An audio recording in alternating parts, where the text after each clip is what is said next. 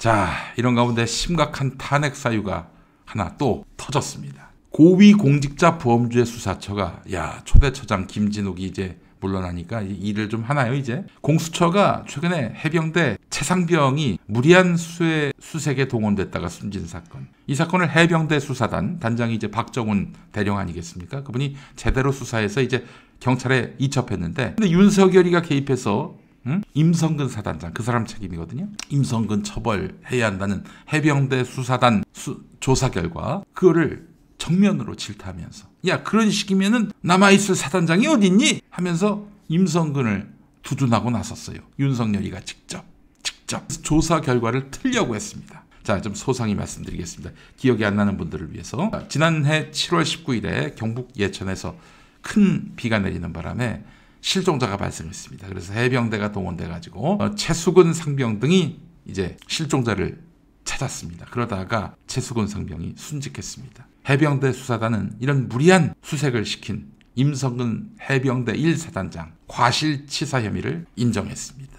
아니, 그 해병대 장병들이 보호장구를 갖추고 수색을 해야 되는데 그런 거 없이 그냥 수색을 시킨 거죠. 자, 그런데 말이죠. 이종섭 국방부 장관도 결재한 이 수사 결과 석연치 않은 이유로 대통령실 보고 단계에서 번복됐습니다. 박정훈 대령은 7월 31일 오후 4시쯤 당시 해병대 사령관 김계환 사령관인데 그 사람과 독대한 자리에서 대통령이 경로했다. 이 수사 결과를 보고받고는 경로했다. 그리고 대통령은 결국에는 이 수사 결과를 인정하지 않겠다라고 한 거죠. 그리고 나서 이제 엎었다는 거예요.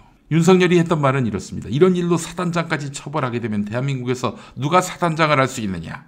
이렇게 발언했다는 겁니다. 자, 국방부 장관 결재까지 난 수사 결과가 하루 만에 뒤집힌 것은 결국 윤석열 때문이다. 자, 여기까지는 이제 여러분들께 이번 사건과 관련한 전사를 설명해 드린 거고요.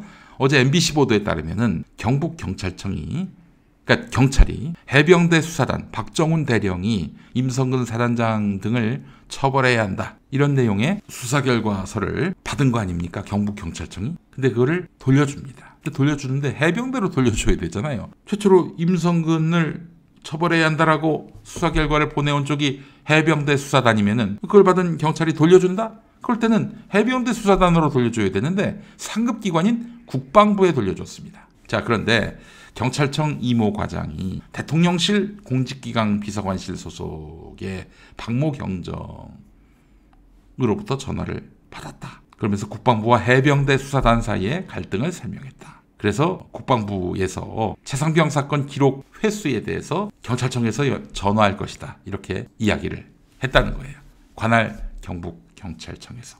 다시 설명하자면은 해병대 수사단 박정훈 대령의 해병대 수사단이 경북경찰청에다가 사건을 넘겼는데 대통령이 경로하고 지랄 연병을 떨면서 결국에는 이걸 받을 수가 없게 됐단 말이죠. 그래서 경북경찰청이 이제 국방부로 보냈다는 거예요. 이 과정에서 대통령실에 파견된 경찰이 전화해서 요거는 그냥 저 국방부로 넘겨라. 내 국방부에 있는 법무관리관이 연락할 테니까 그 국방부로 넘겨. 해병대로 보내지 말고. 이렇게 얘기했다는 거예요. 대통령실의 행정관으로 파견된 경찰관이 사건 회수 과정에서 경찰과 국방부를 연결한 사실이 진술로서 처음 확인된 건데 결국에는 대통령실이 개입을 해가지고 이거 무마시켜.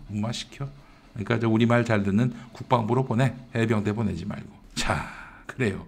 이렇게 결론이 나게 된 것입니다. 자, 공수처는 애초에 국방부 수사단도 해병대 박정훈 대령의 수사에 문제가 없다고 중간 보고를 했다가 그 과정에서 수사 책임자가 교체되고 최종적으로 수사 결과가 축소된 것이 아닌가 이렇게 보고 있는 건데요. 관련해서 평화나무는 작년에 윤석열을 고발했습니다. 윤석열이 이 박정훈 대령에게 수사 보고서의 경찰 이첩을 중단하고 혐의 사실을 내용에서 제외하도록 하는 등, 그러니까 임성근 사단장을 보호하라, 그에게 불이익을 주지 말아라, 이런 식으로 지시를 했다. 그래서 직권을 남용해서 타인, 즉 박정훈 대령의 권리 행사를 방해한 그런 행동, 바로 직권남용죄로 저희가 공수처에 고발을 했습니다. 물론 그 헌법에 따라서 현직 대통령이니까 윤석열이는 형사상 소출을 받을 수는 없습니다. 기소되긴 어려워요.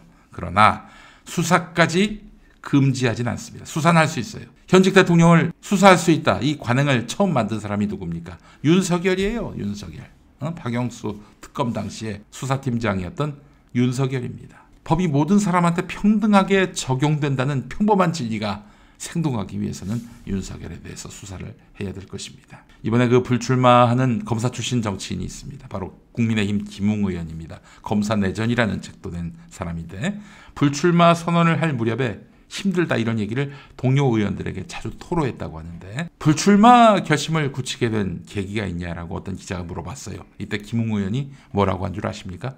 해병대 사건, 최상병 사건 이것이 가장 직접적이었다. 그때 대통령실과 국민의힘이 보여주었던 모습, 특히 국민의힘이 박정훈 대령을 공격하는 모습이 너무나 혐오스러웠다 이렇게 얘기했습니다. 그렇잖아요.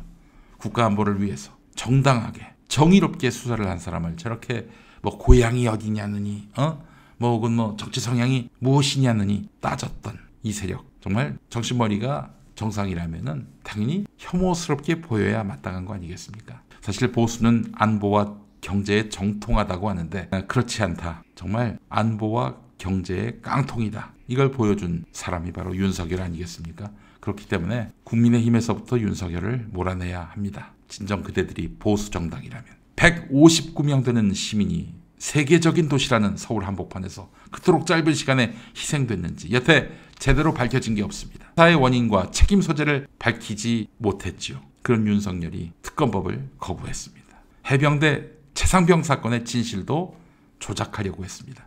언제까지 이 나라가 윤석열에게 권력을 맡겨야 합니까?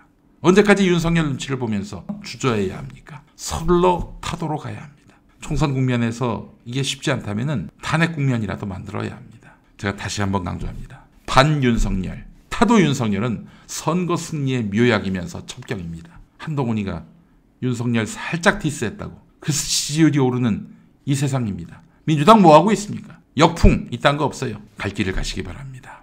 몸을 던지세요. 그렇게 해서 감옥 가고 불이익 당하면 좀 어떻습니까? 역사가 다 보상해 줄 텐데.